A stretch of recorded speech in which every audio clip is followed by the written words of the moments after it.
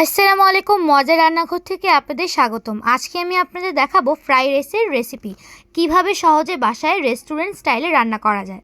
প্রথমেই আমি বাঁধাকপিটাকে হালকা করে ফ্রাই করে নেব।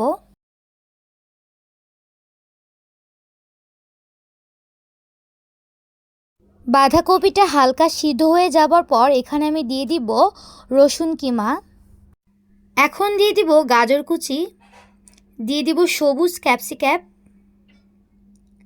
দিয়ে দিব পেঁয়াজ কুচি,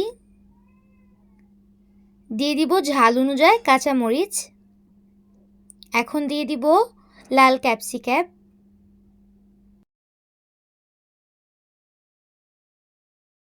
এখন দিয়ে দিব সয়া সস।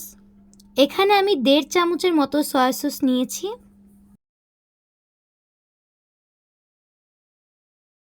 এখন দিয়ে দিব ডিম। ডিমটাকে কিন্তু আমি আগে থেকে ফাটিয়ে ভালোভাবে মিশিয়ে বাটিতে রেখেছিলাম।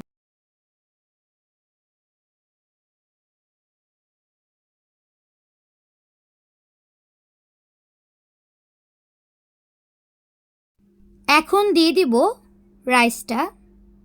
আর এই রাইসটা কিন্তু আমি আগে থেকে আলাদাভাবে রান্না করে রেখেছিলাম।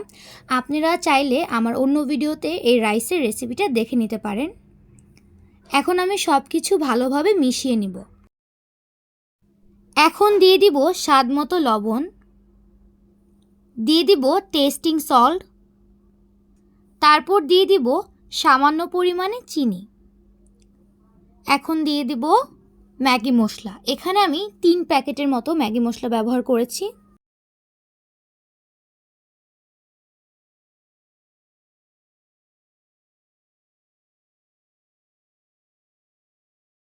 এখন আমি দিয়ে দিচ্ছি প্যাকেট সস। এখানে আমি 3টা প্যাকেট ব্যবহার করেছি।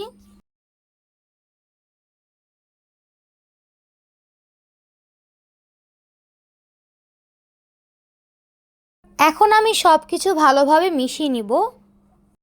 আর এভাবেই তৈরি হয়ে গেল আমাদের আজকের এই মজার ফ্রাইড রাইসটি। এটা খেতে কিন্তু খুবই টেস্টি হয়। আপনারা অবশ্যই বাসায় রান্না করে খেয়ে দেখবেন।